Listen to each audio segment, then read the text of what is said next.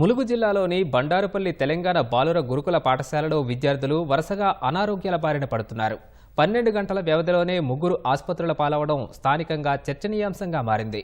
గురువారం రాత్రి 8వ తరగతి విద్యార్థి అస్వస్థతకు గురవడంతో ఉపాధ్యాయులు ఆ బాలుడిని ములుగు ఏరియా ఆసుపత్రికి తరలించగా ఏదో విషపురుగు పట్టిందని డాక్టర్లు తెలపడంతో మెరుగైన చికిత్స కోసం వరంగల్ ఎంజీఎం తరలించి చికిత్స అందిస్తున్నారు. శుక్రవారం ఉదయం తెల్లవారుజామున 10వ తరగతి చదువుతున్న మరో విద్యార్థి కడుపు నొప్పితో బాధపడుతుండగా ఆసుపత్రికి తీసుకెళ్లారు. నొప్పి తీవ్రంగా కావడంతో బాలుడి తల్లిదండ్రులకు సమాచారం ఇవ్వడంతో వారు హన్మకొండలోని ఓ ప్రైవేటు ఆసుపత్రిలో చికిత్స ఇప్పిస్తున్నారు.